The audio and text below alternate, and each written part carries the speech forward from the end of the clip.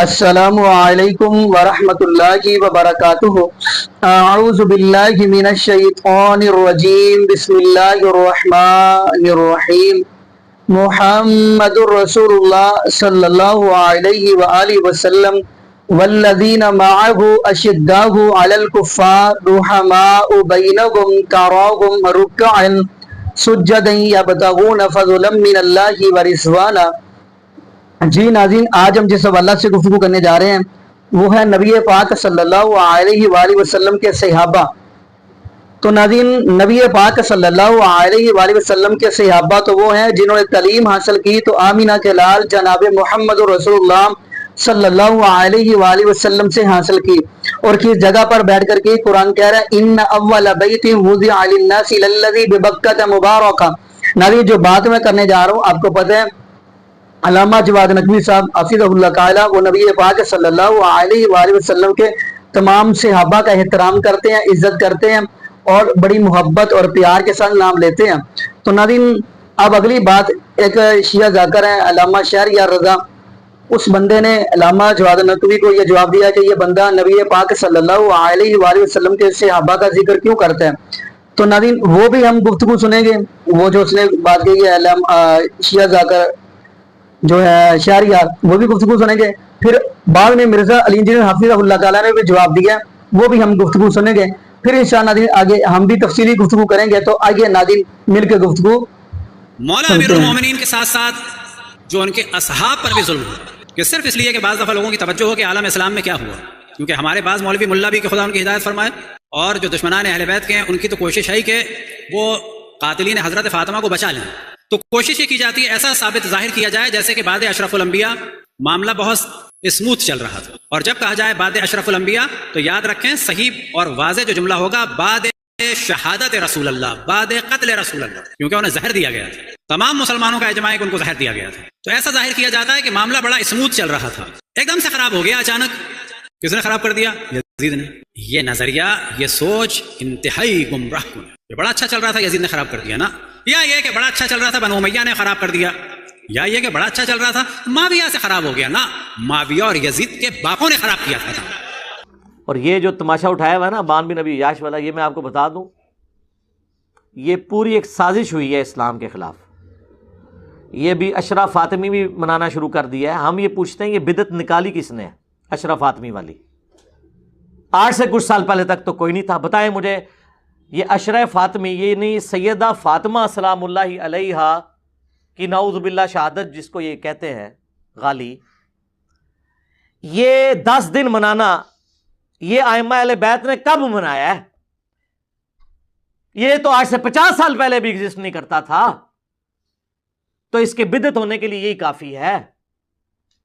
یہ سب کچھ ایجنسیوں کی ایما کے اوپر ہوا، انٹرنیشنل ایجنسیز جو سنی شیعہ فساد کروانا چاہتی تھی، انہوں نے یہ بون آف کنٹینشن اٹھا لیا۔ ورنہ پہلے لوگوں کو نہیں تھا کہ یہ سیدہ فاطمہ کی شہادت کا دن ہم نے یہ منانا ہے اور عشرہ پورا منانا ہے اور یہ مصائب پڑھنے ہیں، کیوں نہیں تھا؟ اب یہ کہاں سے آ گیا؟ فنڈنگ ہوئی ہے میرے بھائی، اور کیا ہوا ہے؟ جس طرح سنیوں کو فنڈنگ ہوئی کہ نعرے لگاؤ بے خطا بے گناہ معاویہ معاویہ، فیضان امیر معاویہ، عاشق مصطفیٰ حضرت معاویہ، زاہد و پارسا حضرت معاویہ، خوبرو خوش ادا خوش نما خوش لقا حضرت معاویہ، مخلص و باوفا حضرت معاویہ، بے گناہ بے خطا حضرت معاویہ، بے گناہ بے خطا حضرت معاویہ، بے گناہ بے خطا حضرت حضرت۔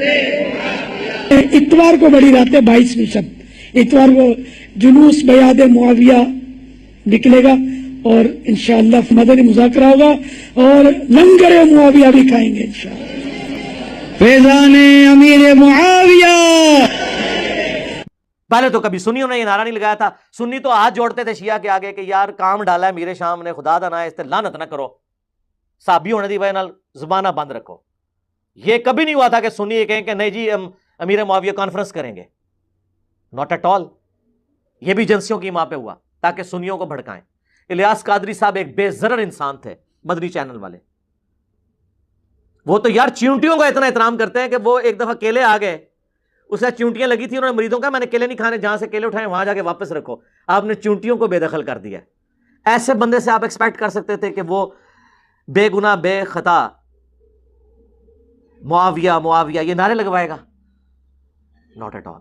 فنڈنگ ہوئی، ان کو خود بھی نہیں پتا ہوگا. ہاں یہ ذہن میں رکھیے گا، یہ جن کو فنڈنگ ہو رہی ہوتی ہے نا ان کو خود بھی نہیں پتا ہوتا کہ وہ یوز ہو رہے ہیں. ہاں جی، اس کے لیے پھر بنو امیہ والی چالیں چاہیے ہوتی ہیں. ہاں جی، کہ آپ ایسے بندوں کو نزدیک نہ. ہم نے کیوں پابندی لگائی ہوئی ہے؟ چندہ کسی کا نہیں لینا، جاؤ نہ سو کدی تو ہے. فیم نہیں لینا کہ آؤ جی فلانی جگہ تھوڑا پروگرام رکھوا دینا، فلاں ٹی وی لینے چینل تے تو ہم لانچ کر دینا، اور جاؤ اپنا کام کرو. عورت کی اسلامی بہنوں کا در شروع کر دیں اور جاؤ اپنا کام کرو. بس 3 ہی چیزیں آپ بچ جائیں، دولت، عورت، شہرت. دنیا کے سارے شیاطین مل کے، دنیا کی ساری ایجنسیاں مل کے آپ کو گمراہ نہیں کر سکتی. یہ 3 آپ چیزیں لے جائیں مجھ سے. ہاں لیکن ان تینوں سے وضو ٹوٹے گا جب بھی یہیں سے ٹوٹے گا، کہیں ایک جگہ سے. تو آپ دیکھیں گے کیسے شیطان داخل ہوتا ہے. شہرت سے، دولت سے اور عورت سے.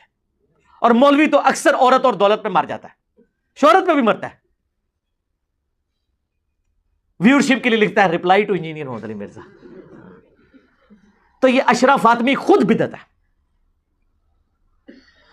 ایران میں کتنے بڑے بڑے علماء ہیں جو نجی محفلوں میں مجھے خود آ کے بتایا ہے، جو کم سے پڑھ کے آئے ہیں ان علماء نے، وہ کہتے ہیں فراڈ ہے سارا، سیدہ فاطمہ کے قتل والا جو یہ پورا ڈھکوسلا ہے. لیکن کہتے ہیں لیکن اب یہ چونکہ پبلک میں بکتا ہے ہم کیسے بتائیں.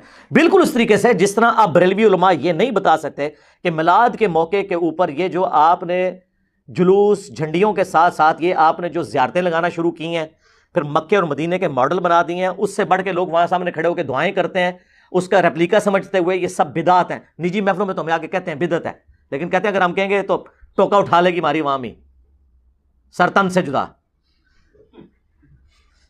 یہ ڈر ہر فرقے میں موجود ہے.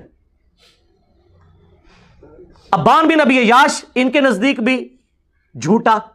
امام مسلم نے مقدمے میں لکھا ہے کہ یہ جھوٹا کذاب ہے، تبع تابعین میں سے ہے.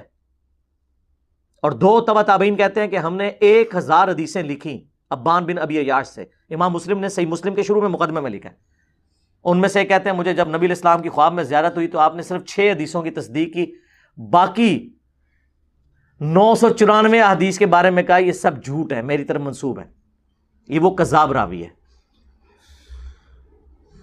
جس نے وہ سلیم کی کتاب کے بارے میں کہا جی میں منو جانے جاندے وہ کتاب دے گیا سی حضرت علی دا ایک صحابی تے اے اودے چ میں تانوں بیان کر رہا ہوں. اور پھر لاجیکلی ایک حالات و واقعات بھی تو بتا رہے ہوتے ہیں کون سے سسٹم میں کون سی چیز بیٹھ رہی ہے. بھائی حضرت علی رضی اللہ تعالیٰ عنہ اگر مصلح تھے، امت کی اصلاح چاہتے تھے، تو معاویہ کے خلاف تلوار کیوں اٹھائی؟ اس لیے کہ وہ سمجھتے تھے کہ یہ امت کی جمعیت کو توڑ رہا ہے، یہ رسول اللہ کے طریقے سے ہٹ گیا. جنگ صفین لڑی، ڈنکے کی چوٹ پہ لڑی، اور جا کے بڑھاپے کی عمر میں لڑی 60+، اور جوانی کی عمر میں جب رسول اللہ کی وفات کے وقت صرف 34 سال عمر تھی مولا علی علیہ السلام کی، جب وہ جوان بھی تھے، طاقتور بھی تھے، بنو ہاشم پورا قبیلہ آپ کے پیچھے کھڑا ہوا تھا، جید صحابہ اور انصار آپ کو خلیفہ بھی بنانا چاہتے تھے. اس وقت حضرت علی نے تلوار اٹھا کے اپنا حق نہیں لیا. اگر یہ حق اس طرح تھا، اور الٹا آپ کہہ رہے ہیں کہ انہوں نے ان لوگوں کے ساتھ کمپرومائز کیا جنہوں نے ان کی بیوی کا قتل کیا، اور بیوی بھی صرف مولا علی کی وہ بیوی ہوتی تو شاید ٹالریٹ ہو سکتا. رسول اللہ کی بچی، بخاری مسلم حدیث، جنتی عورتوں کی سردار، حسن و حسین کی والدہ، اور کمپرومائز کون کر رہے ہیں؟ مولا علی علیہ السلام، اللہ کا شیر، دنیا اور آخرت میں اللہ کے نبی کا بھائی، جس کے بارے میں بخاری مسلم میں حدیث ہے کہ میں اس شخص کے ہاتھ میں جھنڈا دوں گا جس سے اللہ اور اس کا رسول محبت کرتے ہیں، وہ اللہ اور اس کے رسول سے محبت کرتا ہے. اور صحابہ کہتے ہیں ہمیں رات کو نیند ہی نہیں آئی کہ خوش نصیب کون ہوگا کہ اللہ اس کا رسول بھی اس سے محبت کرتے ہوں. اور مولا علی کو بلا کے اشوب چشم تھا، حضور نے اپنے مبارک لعاب لگا کے بھیجا، فتح ہو گئی. اور مسلم شریف کے الفاظ ہیں، حضرت عمر کہتے ہیں اس سے پہلے مجھے کبھی خواہش نہیں ہوئی تھی کہ حضور مجھے کوئی جھنڈا دیں یا مجھے کسی لشکر کا امیر بنائے، لیکن اس موقع پہ میرا بھی دل کر رہا تھا کہ وہ جھنڈا مجھے مل جائے جو علی کو ملا. اور نقل کس نے کیا؟ یہ حضرت عمر کے الفاظ حضرت ابو ہریرہ نے نقل کیے ہیں، جن کے بارے میں کہتے ہیں جی بغض اہل بیت تھا. وہ کہانیوں کراؤ جڑی کوئی فٹن بھی بہندی ہوئے، کرائن بتا دیتے ہیں، لیکن یہ جزوی علم جو ہے نا وہ نقص پیدا کرتا ہے. جائیں انٹرنیشنل عدالت میں ہمارا مقدمہ لے جائیں کہ جو مولا علی اتنا دلیر ہو، رسول اللہ کا تربیت یافتہ ہو، وہ اپنی بیوی کے قاتل کے ساتھ کمپرومائز کر سکتا ہے. اور صرف بیوی نہیں، نبی الاسلام کی بچی. آپ ان کو یہ کہانی کرائیں گے کہ جی وہ امت کی مفاد کی خاطر وہ خاموش ہو گئے، تو سر امت کی مفاد کی خاطر اگر خاموش ہوئے تھے تو پھر صفین میں بھی خاموش رہتے نا، جمل اور نہروان میں بھی خاموش رہتے نا. نہیں، اسی لیے میں سید جواد نقوی صاحب حافظہ اللہ تعالیٰ کو مصلح مانتا ہوں، ایٹ لیسٹ شیعہ کمیونٹی کے اندر مجدد مانتا ہوں کہ انہوں نے پہلی دفعہ آ کے دلیری کے ساتھ یہ مقدمہ بیان کیا. اگرچہ انہوں نے بھی سیدہ فاطمہ کی شہادت والا واقعہ ایک جگہ بیان کر دیا ہوا ہے، لیکن وہ خود ہی منسوخ ہو گیا جب انہوں نے کہہ دیا کہ خلفائے ثلاثہ کے ساتھ مولا علی جب چلے ہیں تو ہماری ان کے ساتھ اسی طریقے سے دوستی ہے، جن کے خلاف تلوار اٹھائی ہے ان کے خلاف ہماری اسی طرح تلوار ہے. اور انہوں نے بولا کہ کیا ذوالفقار کھو گئی تھی مولا علی سے؟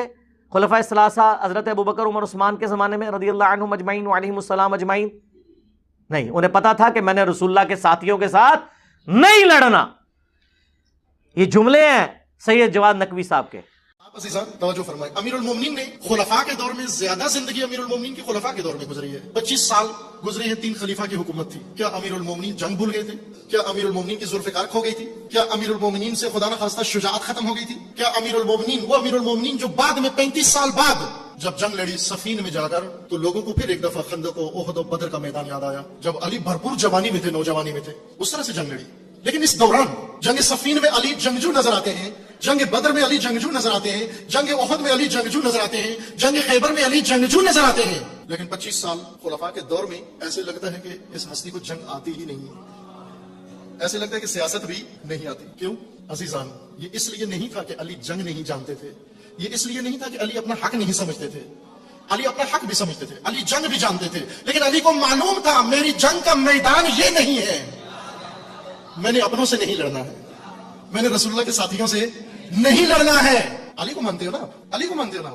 اگر خلفاء سے اختلاف کی بنیاد رکھ کر سب کچھ ختم کرنا ہوتا تو علی آغاز کر دیتے نا وہیں پر، علی آغاز کر دیتے وہاں پر. لیکن امیر المومنین نے یہ کام نہیں کیا، بلکہ جہاں خلفاء نے بلایا، ضرورت پڑی، وہاں پر حاضر ہو گئے. کس کو بچانے کے لیے؟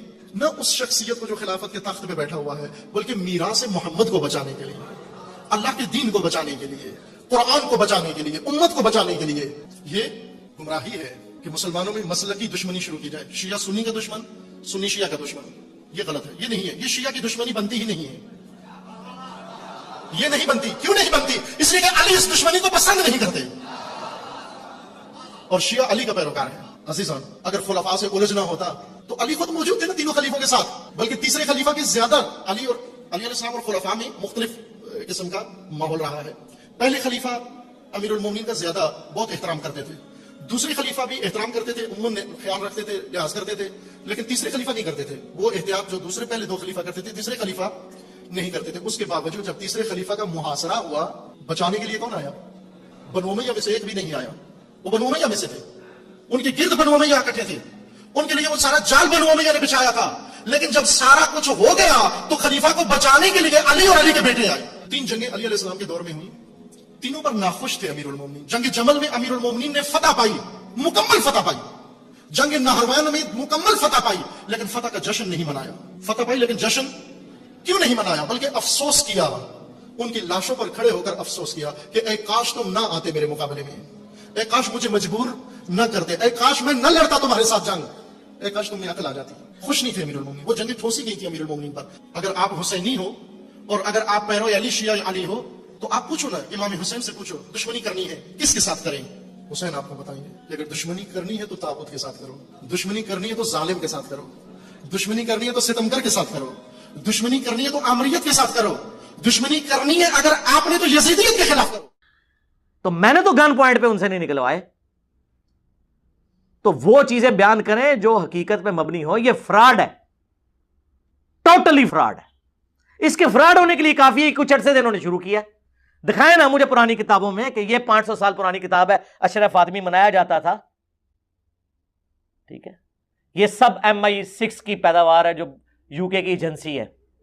यहां पे भी उन्होंने वो कुछ चूहे छोड़े हुए हैं, मेरे खिलाफ भी बोल रहे होते हैं और वो वीडियो बना रहे हैं जी। इंजीनियर साहब ने कह दिया कि जी जो शिया हैं और अहले हदीस हैं जिंदा लाशें हैं। मैंने जनाब सारों के नाम लिए हैं,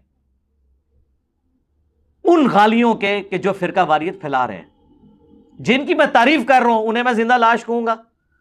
यानी मैं सैयद जवाद नकवी साहब को जिंदा लाश कहूंगा या अहले हदीस के शेख जुबैर लिजई साहब को मैं जिंदा लाश कहूंगा? तो वो फिर खैर उनकी गलाजत भी खुल के बाहर आई। जो उनमें गाली थे, जो मॉडरेट थे, उन्होंने पहली दफे मेरे बयान की खुद ही तावील बयान कर दी कि नहीं, जिस शख्स का ये करैक्टर हो, जब वो ये बात कर रहा है तो उसको उस पैराए में देखना होगा। और फिर मैंने उसके ऊपर बाकायदा क्लैरिफिकेशन भी दी। इसके बावजूद मैं गैर मशरूत माफी मांगता हूं अगर किसी का दिल दुखा है इस हवाले से, अगर वो समझता है कि उसका दिल दुखा है। लेकिन मैं अपनी इस बात के ऊपर कायम हूं कि जब तक फिरका वारियत की दरारें खत्म नहीं होंगी, सुन्नी शिया फिरका बाजी फैलाने वाले लोग इन जिंदा लाशों को जब तक आप दफनाएंगे नहीं, ताकि ये लोगों को हार्ट करना छोड़ दें, उस वक्त तक इमाम महदी को आप वेलकम नहीं कह सकते, क्योंकि इमाम महदी ने सुन्नी और शिया की तफरीक से बुलंद होकर उम्मत की इमामत करनी है। इमाम महदी जो हैं वो सुन्नी होंगे, शिया होंगे या मुस्लिम होंगे, क्योंकि उनके जद्दे अमजद हुसैन इब्न अली अलैहिस्सलाम मुस्लिम हैं और उनके जद्दे अमजद मुहम्मद रसूलुल्लाह व अना अव्वलुल मुस्लिमीन अल्लाहुम्मा सल्ली अला मुहम्मद व अला आलि मुहम्मद, कुरान में आया वो मुस्लिम है। और उनके जद्दे अमजद इब्राहीम अलैहिस्सलाम, मा काना इब्राहीम यहूदिय्यन वला नसरानिय्या वलाकिन काना हनीफम मुस्लिमन व मा काना मिनल मुशरिकीन। इब्राहीम ना यहूदी थे ना नसरानी थे, बल्कि वो सबसे टूट कर एक अल्लाह के हो गए थे, और वो मुस्लिम थे और वो मुशरिकीन में से नहीं थे। और डॉक्टर सरार साहब कहते थे कि तुम्हारे नबी भी ना सुन्नी थे ना शिया थे, वो मुस्लिम थे। जैसे इब्राहीम अलैहिस्सलाम ना यहूदी थे और ना वो नसरानी थे। ये सब की सब बातें झूठ बकवासियात के ऊपर चल रही होती हैं, ये फिट नहीं बैठती हैं, ठीक है। सकीफ़ा बनी साहिदा के ऊपर मैं भी बोल रहा हूँ, हदीस क़रतास के ऊपर बोल रहा हूँ, मेरी डिटेल वीडियोज़ हैं। लेकिन at the end of the day आज एक चीज़ जब रिजॉल्व होगी फिर उस चैप्टर को क्लोज रहने दें। बयान जरूर करें जितनी बात हुई है, लेकिन चैप्टर को क्लोज रहने दें। जो चैप्टर क्लोज भी हुआ वो जंगे सिफीन का है, हम उसे छेड़ते हैं। जंगे जमल का है, लेकिन उसमें भी साहब को हम कहते हैं उनको मौलानी ने माफ कर दिया, उसको हम छेड़ने के बाद बयान करके क्लोज कर देते हैं। लेकिन सिफीन का फैसला तो मौलानी ने कहा क़यामत वाले दिन होगा मेरे और मुआविया के दरमियान, जो अल-मुसन्नफ़ इब्न अबी शैबा में मौजूद है। ठीक है, ना माफ करें आप।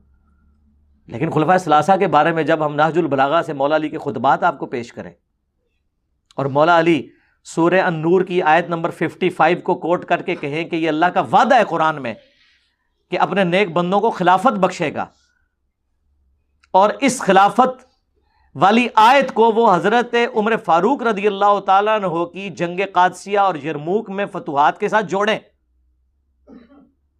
तो फिर मौला अली ने तो अपना अकीदा बता दिया। हम तो भाई अली के शिया हैं पॉलिटिकल टर्म में, तो फिर अली के शिया बने ना। हाँ, ये होता है कि बाज़ औक़ात इंसान को ज़ाती तौर पे कोई चीज़ नापसंद होती है। वो तो रसूलुल्लाह के ज़माने में कई चीज़ें नबी अलैहिस्सलाम कंप्रोमाइज़ कर लेते थे, सहाबा को नापसंद होती थी, नफरत करते थे, उसके बावजूद कहते थे या रसूलुल्लाह समिअना व अताना। वो बुखारी मुस्लिम में हदीस है ना, ग़ज़वा हुनैन आखिरी जंग थी मुशरिकीन अरब के खिलाफ, उसके बाद मक्के से फिर इस्लाम बाहर निकला। ये फतह मक्का के भी कुछ महीने बाद हुई। नबी अलैहिस्सलाम बुला बुला के ना जो लोग फतह मक्का पे तुलका मुसलमान हुए ना, उनको ऊंट तकसीम कर रहे हैं।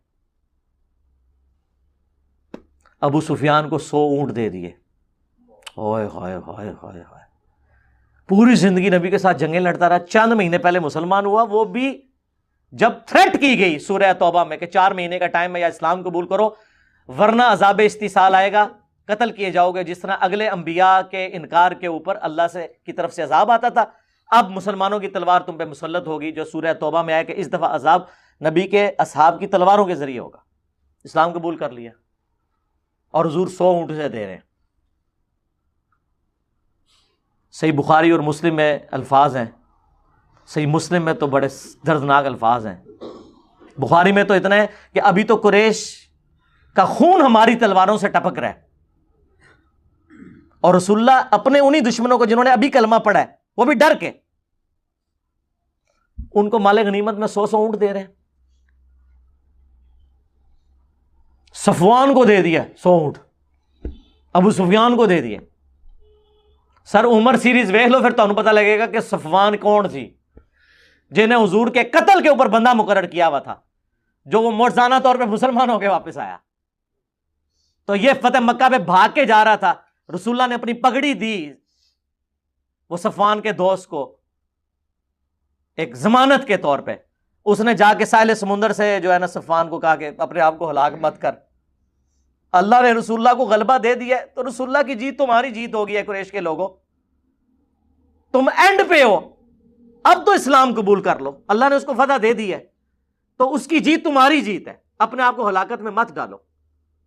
وہ کشتی سے نیچے اترا، اس نے کہا گارنٹی کیا؟ ان کا یہ دیکھو رسول اللہ نے مجھے اپنی پگڑی دے دی ہے، کس شخص کی ضمانت کے لیے؟ جس نے حضور کے قتل کے لیے اسی بندے کو مقرر کیا ہوا تھا، آیا حضور نے معاف کر دیا۔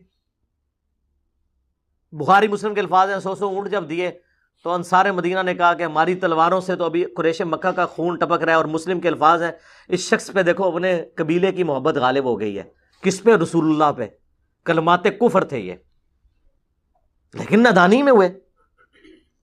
حضور کو اللہ تعالیٰ نے وحی کے ذریعے بتا دیا کہ آپ کے چند نوجوان قسم کے جو جذباتی اصحاب ہیں انہوں نے یہ سٹیٹمنٹ آپ کے بارے میں دی ہے، آپ نے ان کو بلایا، کوئی ٹوکا نہیں اٹھایا، کوئی 295 سی نہیں لگائی، آپ نے کہا کہ مجھے پتا چلا تم نے یہ الفاظ کے، پھر سینئر صاحب بیچ بڑھے، ان کا یا رسول اللہ یہ نوجوان ہے، جذبات میں انہوں نے کہہ دیا،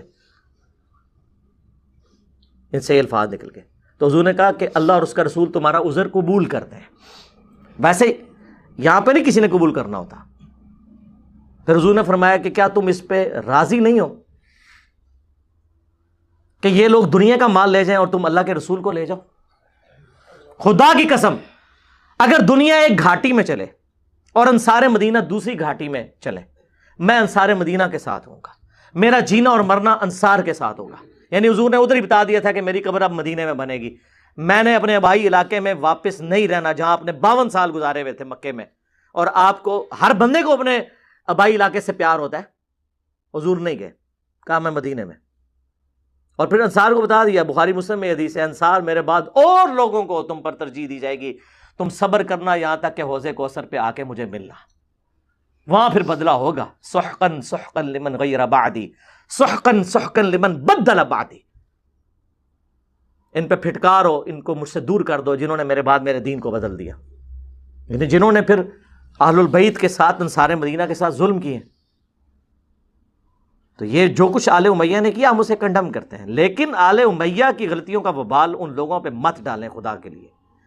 شیعہ علی ایک پولیٹیکل ٹرم تھی جو پھر ایک فرقے کی شکل میں سامنے آ گئی، اور اس میں پھر اتنا غلوب ہوا کہ آج وہ پریکٹیکلی ان میں سے اکثر لوگ رافضی ہو چکے ہیں، اور اگر شیعہ میں کوئی مسئلہ پیدا ہوتا ہے سمجھانے کے لیے اسے کہتے ہیں کہ جی یہ دیوبندی ہے۔ اب جواد نقوی صاحب کے بارے میں غالی شیعہ پاکستان انڈیا کے کہہ رہے ہیں دیوبندی مولانا، اندازہ کرو، تو تسی منو کہنا میرے نال مولوی کو کمپرومائز کرے گا، اپنے فرقے دے مولوی نو کہہ رہے ہیں دیوبندی مولانا، کیڑی تو بھی چھوٹا دل ہوندا ہے مولویاں دا۔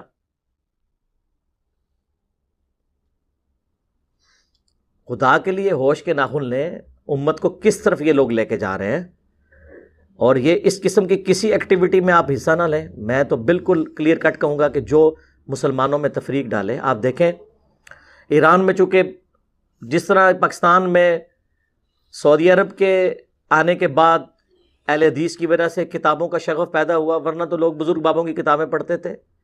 شیعہ کے ہاں تو بالکل کوئی شغف نہیں تھا، یہ تو انقلاب ایران کے بعد تھوڑا کتابوں کا سلسلہ شروع ہوا، کتابوں کے ترجمے شروع ہوئے اور تھوڑا علمی شغف آیا۔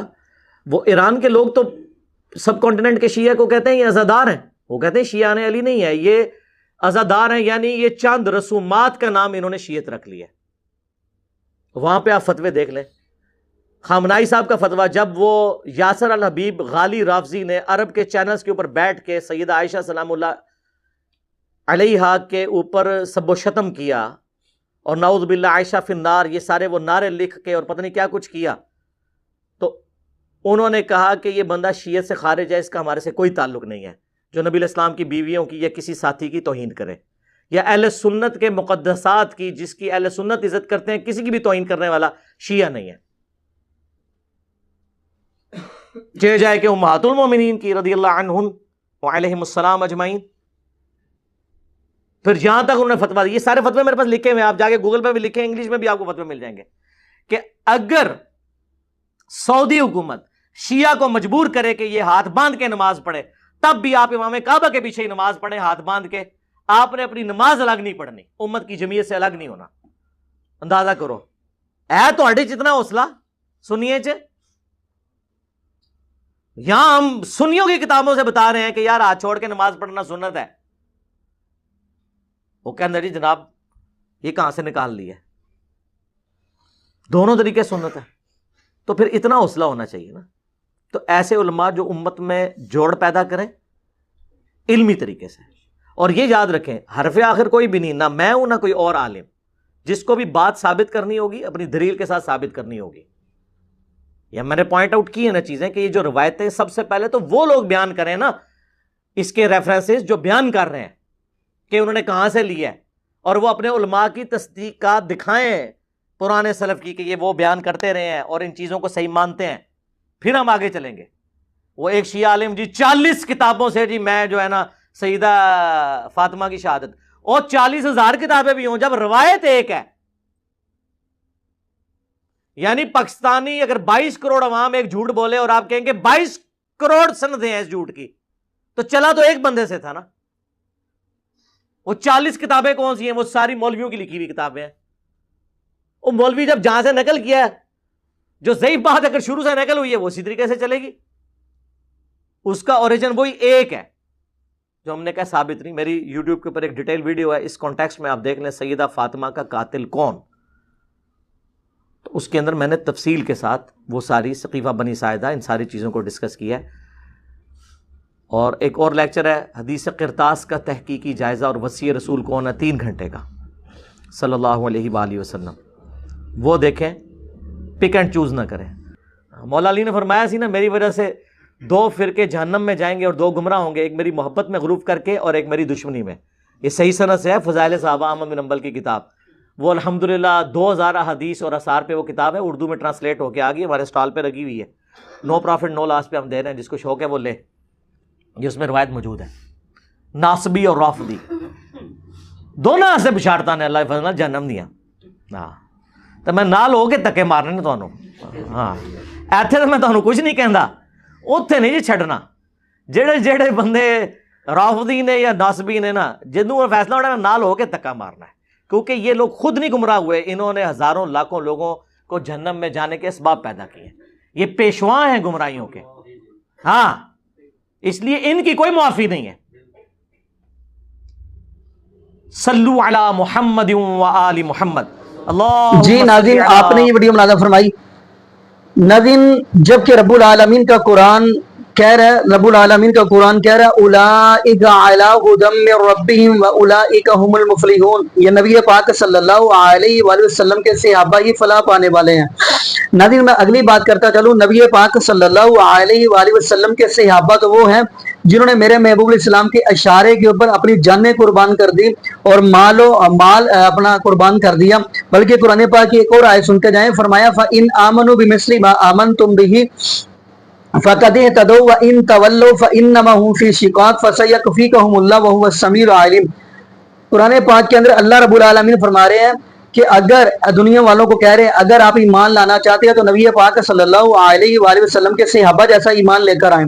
تو نبی قرآن پاک کی ایک اور آیت ہم پڑھتے چلے. قرآن کہہ رہا ہے اولئک حزب اللہ. اللہ رب العالمین فرماتے ہیں میرے محبوب الاسلام تعلیم آپ نے دی ہے, پڑھایا آپ نے ہے, تو انہوں نے دیدار آپ کا کیا اور آپ صحابی آپ کے ہیں, جماعت آپ کی ہے. ساتھ ہی اللہ پاک نے فرمایا اے میرے محبوب الاسلام یہ جماعت میری بھی ہے. اولئک حزب اللہ فرمایا میرے محبوب الاسلام یہ جماعت آپ کی نہیں بلکہ رب العالمین کی جماعت ہے. ناظرین دنیا دار بندہ اگر اس دنیا کے اندر کسی بندے کی کوئی جماعت ہو تو بندہ اس کے بارے میں بات کرے تو وہ بندہ برداشت نہیں کرتا. یہ تو پھر نبی پاک صلی اللہ علیہ وآلہ وسلم کے صحابہ رب العالمین کی جماعت ہے. تو جو بندہ رب العالمین کی جماعت کے بارے میں کوئی بات کرے کیا وہ رب العالمین کا مقابلہ کر سکتے ہیں؟ معاذ اللہ. آگے میں قرآن کی ایک اور آیت پڑھتا ہوں. قرآن کہہ رہے ہیں لَقَدْ رَضِيَ اللَّهُ عَنِ الْمُؤْمِنِينَ إِذْ يُبَايِعُونَكَ تَحْتَ الشَّجَرَةِ فَعَلِمَ مَا فِي قُلُوبِهِمْ فَأَنزَلَ السَّكِينَةَ عَلَيْهِمْ. ناظرین یہ سورۃ الفتح کی آیت ہے. آپ کو پتہ ہے جب حضرت عثمان غنی رضی اللہ تعالی عنہ میرے محبوب اسلام کے سفیر بن کر گئے, واقعہ آپ کو سارا آتا ہے, تو بیعت لی گئی, تمام صحابہ نے بیعت دی. ناظرین اب ان صحابہ کے اندر بیعت کرنے والے حضرت علی المرتضیٰ رضی اللہ عنہ بھی ہیں کہ میں بھی حضرت عثمان غنی رضی اللہ عنہ کے لیے اہل بیعت یعنی بیعت کرنے کے لیے تیار ہوں. بیعت کا مطلب کیا ہوتا ہے آپ جانتے ہیں؟ بیعت کا مطلب ہوتا ہے کہ حضرت عثمان غنی رضی اللہ عنہ گئے ہیں, اگر وہ شہید ہو گئے ہیں تو ہم حضرت عثمان غنی رضی اللہ عنہ کے لیے اپنی جان بھی قربان کرنے کے لیے تیار ہیں. صحابہ تو مل کے رہنے والے, بلکہ اس سے بڑی بات کیا ہو سکتی ہے؟ صحابہ نے اہل بیت کو اپنے ساتھ جوڑ کر رکھا اور اہل بیت نے صحابہ کو اپنے ساتھ جوڑ کر رکھا ہے. سب سے بڑی دلیل کیا ہے؟ انہی کی کتابوں میں دیکھیں حضرت علی المرتضیٰ رضی اللہ تعالی اپنے بیٹوں کے نام حضرت ابو بکر کے نام پر رکھ رہے ہیں, پیارے عمر کے نام پر رکھ رہے ہیں, پھر عثمان غنی رضی اللہ تعالی کے نام پر رکھ رہے ہیں. آگے نبی پاک صلی اللہ علیہ وآلہ وسلم کے شہزادے نبی پاک صلی اللہ علیہ وسلم کے نواسے حضرت حسن اور حضرت حسین رضی اللہ تعالی عنہما وہ بھی اپنے بچوں کے نام ابو بکر صدیق رضی اللہ تعالی, پیارے عمر بن خطاب رضی اللہ تعالی, پیارے عثمان غنی رضی اللہ کے نام کے اوپر نام رکھ رہے ہیں. ناظرین وہ تو جوڑ رہے ہیں صحابہ کو اپنے ساتھ اور صحابہ اہل بیت کو اپنے ساتھ جوڑ رہے ہیں. باقی ناظرین یہاں پہ ہم دعا کرتے ہیں اللہ پاک ہمیں نبی پاک صلی اللہ علیہ وآلہ وسلم کی شریعت کے مطابق زندگی گزارنے کی سیکھ دے, اور اللہ پاک ہمیں 5 وقت کا پکا اور سچا نمازی بنا دے, اور جتنے بھی بے اولاد جوڑے ہیں اللہ پاک سب کو نیک نورینہ صحت تندرستی والی ایمان والی لمبی زندگی والی اولاد عطا فرما دے. جزاکم اللہ خیرا, احسن جزا. السلام علیکم ورحمۃ اللہ وبرکاتہ.